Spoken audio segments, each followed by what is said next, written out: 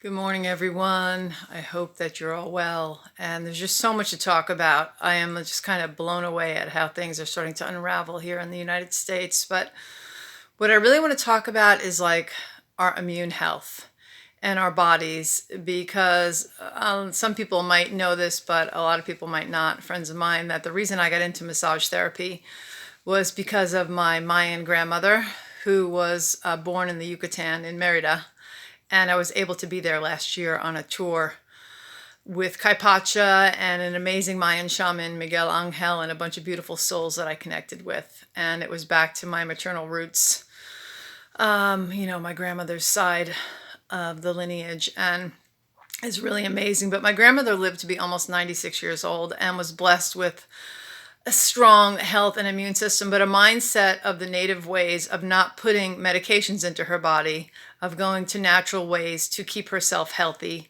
and to heal if she did get sick. And she rarely got sick. Like, her big thing when we were kids was if you felt like a cold coming on, she would make us hot lemonade. So she'd take like a lemon, cut it in half, simmer it in water for at least 5 minutes, strain it, and then put a lot of honey in there because honey's antiviral, antibacterial. And that was her thing. And she was convinced that it would push everything through your intestines and you'd release, whatever's trying to get you, and you wouldn't get it. And she was amazing. She worked 5 days a week in a senior center when she retired and was there from 9 to 3 troubleshooting for people. And then 3 weeks before her death, she had an embolism in her leg that traveled, and she was recovering. Well, it traveled like 9 days before she died and created a massive stroke, so a massive frontal lobe damage, and that was that. But she was such an inspiration to me. And, I ate mainstream junk processed food as a kid here in America. It's just, it was just the way it was. Meat eaters, we just ate a lot of quote unquote normal diet, being raised in the 70s as a kid. And Long Island, Suffolk County most especially, where I grew up, had the highest rate of pesticide usage in New York State with the DDT and all these things before people started to realize what the hell that was and what it was doing. We also, on the east end of Long Island, where I grew up, the farther east you go from Manhattan, which is to the west, the stronger the cancer clusters. So prostate and breast cancer are huge there. And my dad had prostate cancer. And that's part of this video as well, because I was trained in Reiki, which is an energetic healing, sourced from the universe. I never claim that I'm the healer, even though I can do massage therapy and people feel better when they leave my table. It's like I'm a conduit. Whatever energy I'm blessed enough to run through my body, I'm thankful for. But my dad had prostate cancer, and he was good because he was checked every year. So he went for his checkup, and they found it, and it was like a 1.4 or something like that. And so the doctor said, look, we have options. You can do surgery, or we can implant radiation seeds into your prostate that will time release over a 3-month period. So your wife can't sleep in the room with you because he was, radiated. And my dad, who's kind of funny, said he'd like check under the covers at night and go, ooh, am I glowing? But that's what he opted for. And long story short, over like the next probably year or so, maybe a little bit less than that, as he had checkups every 3 months, the cancer kept climbing to, at one point, it was a 2.9. And I had my Reiki training where I could do long distance healing. I didn't need to be near him. I didn't even need to tell him I was doing it. You could just ask permission from somebody's, soul, their higher self, whatever you like to call it. And if they decide that they don't want to accept it, then the physical part of them, the spiritual part, it'll just kind of dissipate. They're not going to get it. But I asked him, I said, hey, Dad, I'm doing this long distance healing. Are you open to it? And he's like, oh, yeah, I really believe in that, hands-on healing, and totally you can do it. And so my Reiki teacher, my Reiki master said, look, 21-day treatment, if you do it around the same time every day, ultra powerful. And so I opted to do that. And I had a photo of my dad because I was in California and he was in New York. So I used a teddy bear and a picture of my dad. I would clear his energy centers, his chakras. I would put my intention there and work on the prostate. And twice when he was in New York and I was in California, he woke up about the same time I was doing his healing, which is midnight, 12:30 his time. And he said, God, I felt this really warm sensation in my prostate. Like I could feel it. And I knew you were working on me. Well, let's fast forward. He comes out about 3 months later, and now the doctors are wanting to do hormone replacement therapy.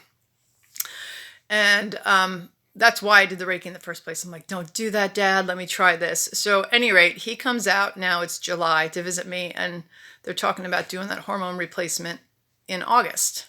And so I did 2 physical sessions with him in McLeod on the south slope of Mount Shasta, where I used to live. And both times he fell asleep, and my hands were a good 6 inches off of his body. And his response was, wow, that was like so relaxing. I like fell asleep, but the heat coming from your hands was incredible. Again, I'm a conduit. I don't know how it works. When he went to the doctor in August, he opted not to do that, but they took his PSA, which reads the levels of blood. So that PSA was the 2.9 when we worked on him like in April with the long distance Reiki, and then physically in July. And at the end of the week, the nurse said, look, we'll call on Friday. You can get your results. She called him at noon, and it was a 0.01.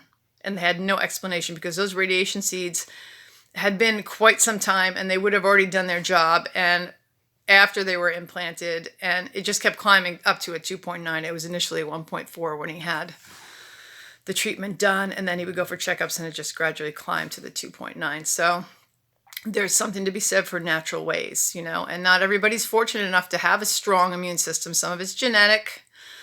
There could be other pre-existing conditions, but we can all eat better. And it seems that we don't have the allowance in this country to be given food other than if we grow our own organically, which I hate to use the word organic because, without pesticides, that is organic. It's natural. I think the other stuff should be labeled non-organic. But we don't have good guidelines for food in this country. Everything's loaded with sugar, the processed foods.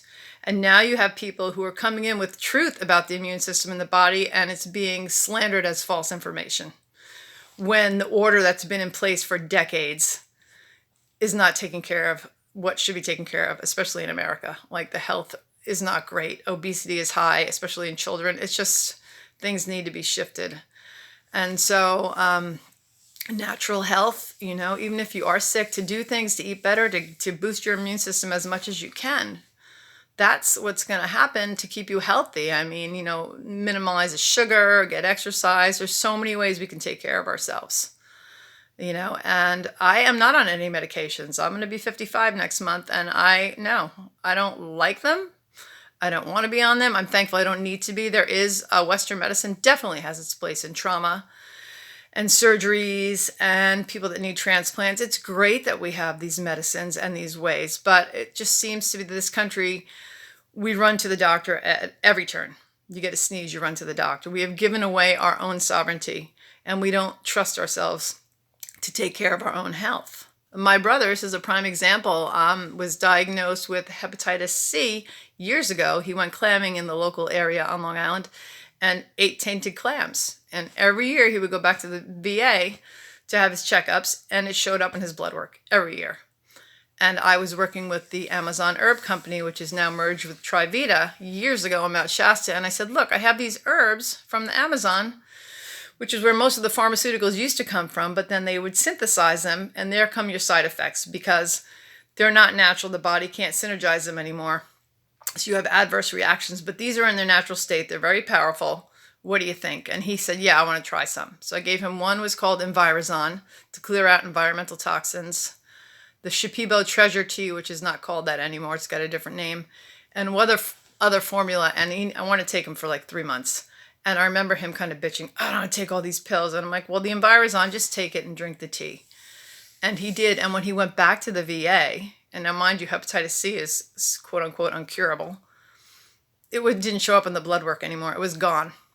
And the doctor couldn't explain it other than the big ego, which is typical, who says, well, no, you must not have had hep C. Oh, right. Okay, because you didn't know how to handle it with your medication because you claim it's uncurable. But he was treated with natural remedies, and it's completely gone from his system. This is the kind of crap that we're dealing with. And I really, really hope that people take their health into their own hands as much as they can, If I break my leg, like I broke my ankle, I needed to go to the hospital. There's nothing wrong with that, but I'm not going to give my power away to somebody outside of myself when I know how to take care of myself. I am blessed that I don't have some genetic condition from birth or something that I don't need doctors. But there's a time and place for all of that. And look at the indigenous tribes.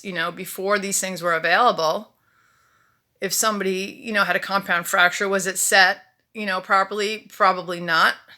If somebody had some kind of disease, did they die? Probably. But really, a lot of these diseases were brought by the white men when they came here and, raided the country from the natives. So if this is the natural order of things to pass out of your body, then that's the natural order of things. I mean, my belief system is reincarnation anyway, so I'm going to come back. It's just like a cyclical thing. But now we're being told not to say certain things, that it's false and misleading, and that's just bullshit. I really feel sorry for the people behind the screen. It reminds me of The Wizard of Oz. Don't pay attention to the man behind the screen. No.